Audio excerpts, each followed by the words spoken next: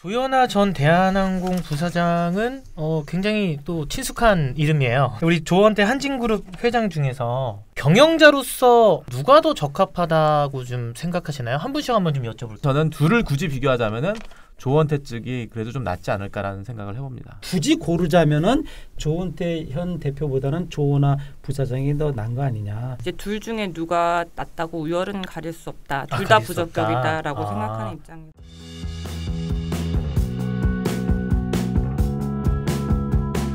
저희 이제 오늘 주제가 한진그룹 경영권 분쟁 격화 무엇이 문제인가 이 주제로 제가 한번 이야기를 해보도록 할 건데요. 한진그룹 경영권 분쟁 현재 상황을 교수님께서 좀 말씀해 주시면. 원래 그 한진그룹은 원래 그 한진 상사로부터 출발을 했어요. 네. 그 조중훈 회장이 설립을 해가지고 이제 여러 가지 미군하고 인연이라든지 해서 육해공을 이제 대한항공이 원래 국영 항공사였는데 1968년인가 인수를 했어요. 그래서 이제 그 부실화되고 약간 자본금도 부족해가지고 이제 국가에서 불화를 했는데 그때 한진 상사가 이걸 받은 거예요. 운이 좋았던 거죠. 그러다 보니까 거기서 육해공이 출발해가지고 전 세계에서 유일하게 육해공을 다 갖고 있는 그룹이 된 거죠. 근데 그 중에서 바다해 한진해운이 2016년에 이제 망했죠. 네. 그래서 이제 흔적도 없이 사라졌는데 네. 이제 한진그룹이 남은 회사들이 있어요. 그 대표적인 게 대한항공입니다. 네. 대한항공 아시겠지만 부채비율 800% 넘어요. 그리고 이제 대한항공의 특성이 뭐냐면 리스 자산이 많기 때문에 이 어떤 이런 자본 비용이라든지 또는 유가 이런 거에 굉장히 예민합니다. 그래서 그 회사가 영업이익이 많이 났다 안 났다는 단순하게 보시면 안 돼요. 그런 거에 혜택을 받았느냐 안 받았느냐에 따라서 이게 좌지우지되는 거지. 뭐 경영을 엄청 잘해가지고 이익이 많이 났다. 저는 그렇게 보는 사람은 아니에요. 옛날부터. 물론 에이시아나 에어라인도 마찬가지입니다. 그거는 뭐 대동소이한데 오늘 이제 이 주제는 뭐냐면은 한진그룹의 경영권이 왜 분쟁이 됐느냐. 이제 고 조양호 회장이 이제 잘 하셨는데 이제 한진해운 이제 그 재수 씨가 말아먹고 제가 방송을 했지만 말아먹고 저 조양호 이제 저 회장이 인수했는데 이미 1조 이상 때려 박았는데 안 돼가지고 결국은 파산한 거예요. 네. 그 상황에서 이제 돌아가시다 보니까 이 자식들이 이제 쭉 있습니다. 그래서 이제 그 자식들 중에서 지금 조원태의 아들이죠. 조원태 지금 대표가 지금 있고 그다음에 이제 딸이 이제 조현아 부사장하고 조현민 전무릭이 있는데 여기서 이제 최근에 이제 언론에서 이제 조현아 부사장의 그 그룹과 조원태 현재 경영진과의 이제 경영권 싸움이 시작된 겁니다. 아, 시작됐죠. 네. 이게 또 우리 구경 교수님 설명에 좀 추가로 또 해주실 말씀 있으신가요? 두 분 중에 추가 설명. 네. 혹시 그 이제 앞으로 일어날 일인데 3월 27일에 네. 아마 KC 한진칼 주총이 열립니다. 그때 이제 그 조원태 회장의 그 사내에서 연임안을 결정하게 되는 건데. 네. 뭐 잘 아시다시피 주총이 예전에는 그냥 형식적으로 그냥 그렇죠. 운영이 되는 거였는데 이번엔 다릅니다. 남다른 게 KCGI라는 이제 거대 지분이 들어와서 이 3자 연합이죠. 그래서 네. KCGI와 아까 얼뜻 설명하셨던 그 조현아 전 부사장 그다음에 반도건설 그 3자 연합이 이제 조원태 측과 표대결을 하게 되는. 그래서 표대결에서 지게 되면은 아마 이제 조원태 회장은 잘리는 거고 경영권을 잃게 되는 그런 상황인 거고 방어를 한다 하더라도 이제 계속 흔들기를 하지 않을까 싶어요. 예, 그 가지고 있는 지분은 그래서 한 1.47% 포인트 지분율 의결권이죠. 의결권 네. 갖고 이제 싸울 것 같아서 앞으로의 향방이 한 달도 안 남았는데 기대됩니다. 조현아 전 대한항공 부사장은 굉장히 또 친숙한 이름이에요. 네. 우리 조원태 한진그룹 회장 중에서 경영자로서 누가 더 적합하다고 좀 생각하시나요? 한 분씩 한번 좀 여쭤볼게요. 우리 교수님. 개인적으로요. 개인적으로요. 네. 일단은 지금 우리 구 교수님께서 한진그룹에 대한 얘기를 했지만은 그 육해공을 다 가진 회사였죠. 그런데 이제 2세, 3세 경영으로 가면서 이게 무너지기 시작한 건데 결정적으로 그나마 이제 유지하고 있던 대한항공을 네. 오늘 요즘 이 꼴로 만든 장본인은 제가 보기에는 3남매 중에 이제 2명이겠죠. 아까 말씀하셨던 땅콩. 네. 이제 두 번째가 물컵. 네. 그래서 땅콩과 그죠? 물컵으로 압축되는데 그 둘이라고 볼 수 있어요. 근데 그 중에 그래도 이제 조현민은 좀 자중 나름 하고 있는데 조현아 땅콩이 이제 이번에 문제를 좀 많이 일으키고 다른 쪽에 섰는데 그래서 저는 일단은 대한항공의 어떤 평판, 위상, 그다음에 기업 가치에 먹물을 튀기게 한 좀 흔들리게 한 결정적인 장본인은 조현아라고 생각합니다. 그렇기 때문에 저는 둘을 굳이 비교하자면은 조원태 측이 그래도 좀 낫지 않을까라는 생각을 해봅니다. 그런 측면으로 또 그렇게 좀 생각을 하시고 우리 이주우 간사님 어떻게 누가 더 잘 맞는다라고 생각하십니까? 편안하게 뭐 개인적인 거니까. 저는 이제 교수님 말씀대로 조원태도 조현아도 그러니까 조현아가 당연히 이사로서 결격이라고 생각하는데 조금 다른 거는 이제 둘 중에 누가 낫다고 우열은 가릴 수 없다. 둘 다 부적격이다라고 생각하는 입장이고요. 둘 다 아니다. 네. 먼저 이제 조원태가 조금 낫다고 생각할 수도 있겠지만 이제 조원태 자체도 2015년에서 2016년에 연차 수당을 200억 정도를 미지급하고 2017년부터 2년 동안은 직원 3,000명한테 생리휴가를 지급하지 않아서 근로기준법 위반 혐의로 지금 2019년에 검찰에 송치됐거든요. 고용노동부에서 고발이 돼가지고 그리고 사실은 이제 2018년도에 교육부 감사 결과 인하대 부정입학 의혹이 드러났어요. 근데 사실 이것뿐만이 아니라 돌아가신 이제 조양호 회장 같은 경우에는 이제 돌아가시 직전까지 그 1심 재판을 받고 있었는데 한 200억 정도로 이제 기내 면세품을 매수할 때 통행세 한 200억 정도를 갈취를 하고 이제 조현아의 그 땅콩 회항 관련 변호사 비용 17억 원을 회사 돈으로 납입을 했거든요. 그러니까 결국에는 200억 원을 회사 돈을 횡령해가지고 납입을 한 거예요. 그걸로 이제 재판을 하다가 이제 돌아가셨는데 사실은 지금 그 당시에 조원태 회장이 계속 이사였거든요. 근데 이제 상법상 이사 같은 경우는 서로 이제 그 회사에 대한 이제 신실 의무를 지킬 의무가 있는데 각자 이제 다른 이사들의 행동을 또 이렇게 서로 이제 살필 의무도 존재를 해요. 그런 상황이라고 하면 이제 조원태 같은 경우에는 어떻게 보면 이사로서의 배임이었다고 볼 수가 있고요. 다른 이사의 그런 횡령 배임을 사실 거의 아버지기 때문에 알면서도 묵과했다는 생각은 들고요. 그다음에 조현아 씨 같은 경우에는 이제 아까 말씀하셨지만 땅콩 회항도 있고 이제 가사도우미 같은 경우에 출입국 관리법을 위반을 해서 또 이제 1심 재판을 받았고 또 이제 그 또 관세법상 밀수 혐의로 이제 징역 8월에 이제 집행유예 2년을 받았어요. 이건 계속 재판 중이고요. 근데 이것도 현재. 네.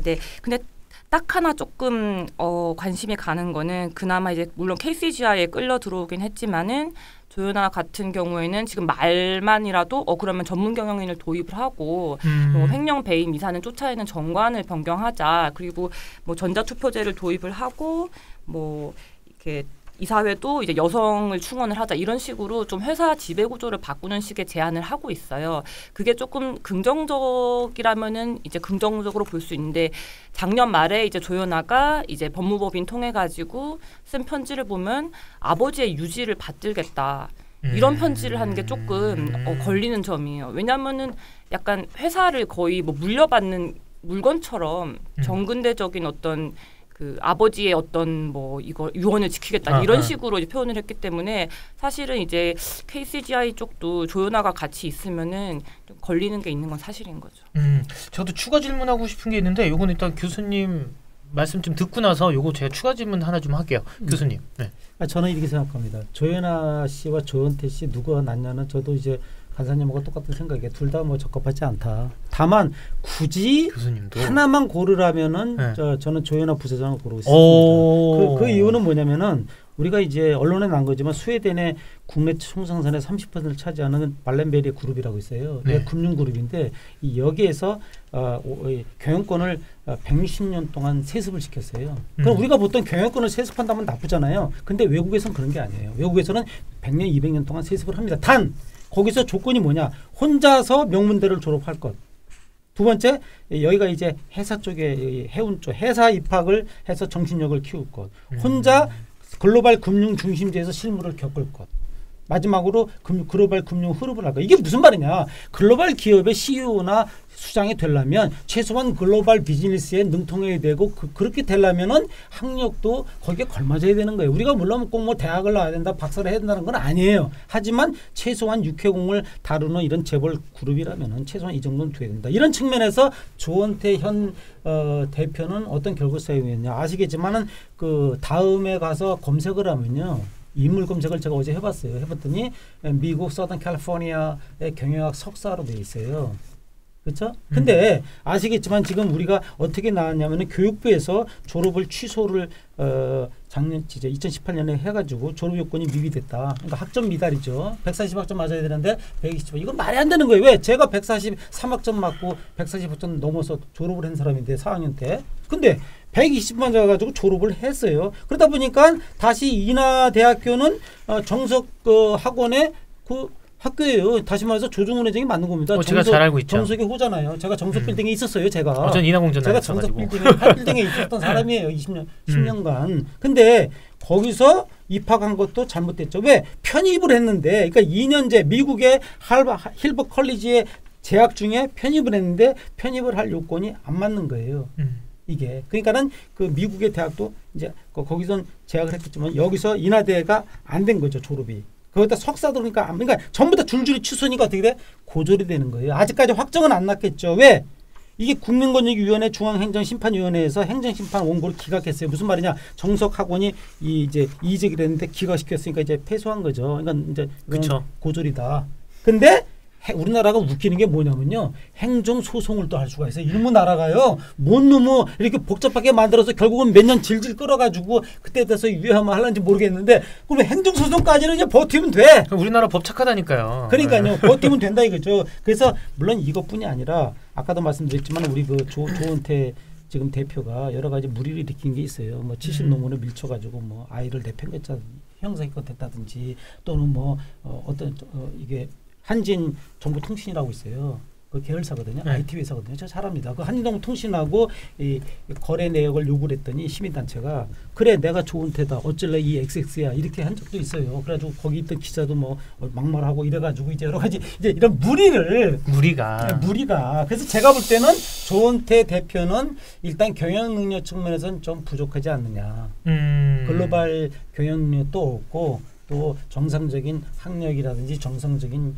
경영 수업을 받은 게 아니기 때문에 이런 부분은 부족하다. 그리고 조현아 부사장은 제가 볼 때 이제 뭐 땅콩 얘기하는데 저는 이래요. 물론 땅콩이 잘못됐는데 땅콩 하나 때문에 기업이 망하진 않아요.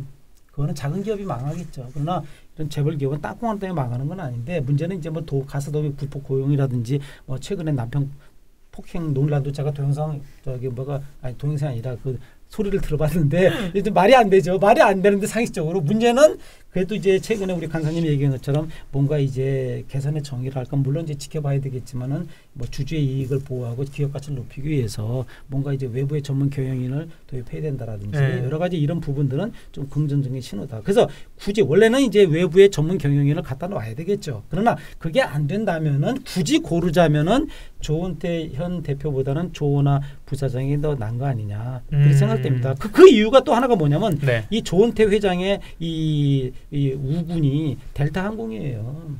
델타항공이 왜 들어간지 아십니까?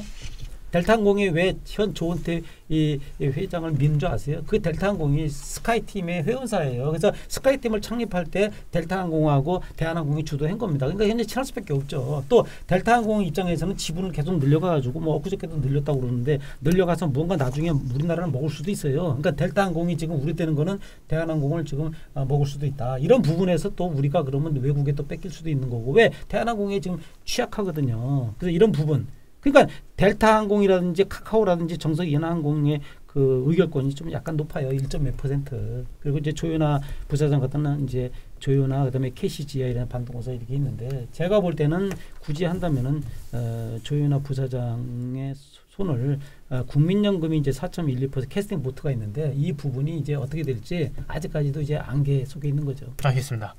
제가 추가 질문을 하려고 했었는데 그래 좀 해야겠어요. 네. 왜냐하면 이게 물의라는 것 단어들이 굉장히 많이 들어가요. 그러니까 이게 판단을 하는 기준에 있어서 도덕성도 좀 중요하지만 또 뭐 인성도 좀 중요하고요. 그래도 경영자면 그렇죠. 경영자다운 능력이 있어야 되지 않나. 그거를 교수님께서도 우리 구경 교수님께도 말씀을 해주셨는데 네. 저는 그게 궁금합니다. 두 분의 이제 간사님과 우리 교수님의 생각이 궁금한 게 그렇다면 경영적인 능력만 놓고 본다면 뭐 전문 경영인을 놓더라도 알아야 뭐 보고 대화가 통하잖아요. 그 경영적인 능력만 놓고 본다면 어떻게 생각하십니까? 두 조연아와 네. 조원태를 놓고 봤을 때요. 네. 이제 뭐 흔히 얘기하는 뭐 기업가 정신이라든지 뭐 그런 것들을 보거든요. 그래서 오너들의 장점을 얘기할 때 얘기하는 것이 이제 큰 그림을 본다. 중장기적인 관점으로 이렇게 본다 한다면은 제가 이번에 그 IATA라고 IATA 총회를 6월에 갔었어요.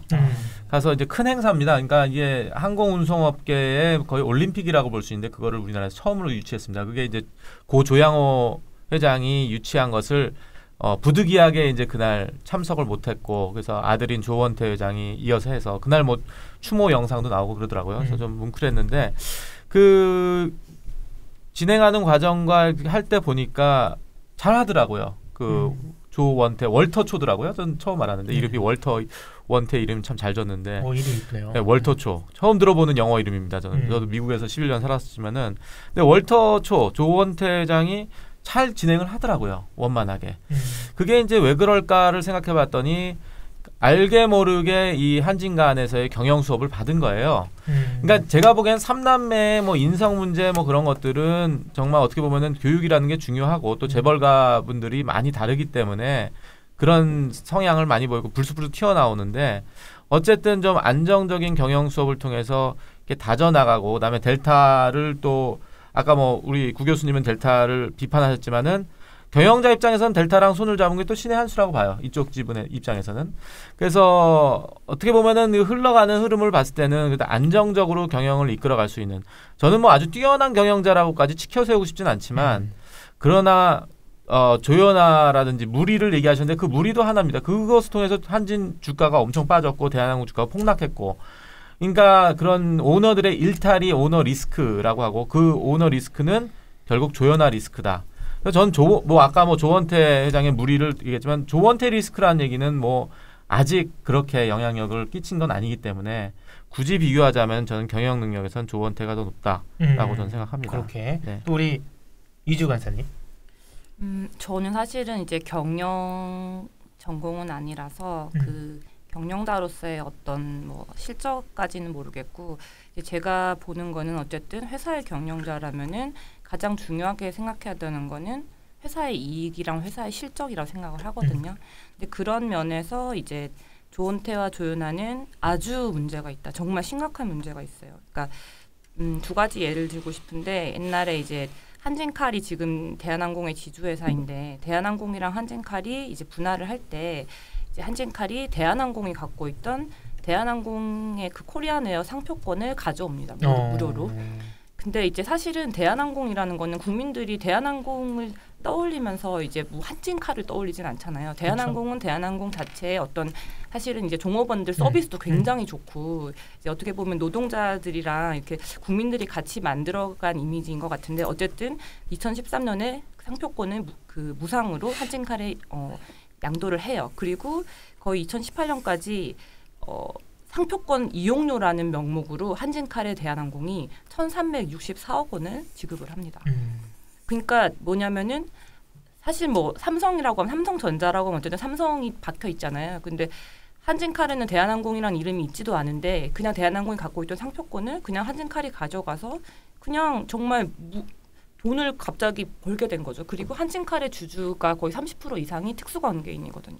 결국 이제 그 이익은 어떤 총수 일가한테 돌아갔다고 볼 수가 있는 거고 또 하나는 이제 그 공정거래법 23조의 2라고 특수관계인에 대한 일감 몰아주기를 규제하는 법이 있어요. 그게 최초 적용된 예가 대한항공의 그 사이버스카이와 유니컨버스의 일감을 몰아준 사례인데요. 그러니까 사실은 대한항공에서 기내 면세품을 파는데 이제 대한항공 노동자들이 파는 거잖아요. 그런데 이제 그거를 수입은 누가 가져가냐면은 중간에 낀 회사인 사이버스카이랑 유니커머스가 가져갑니다.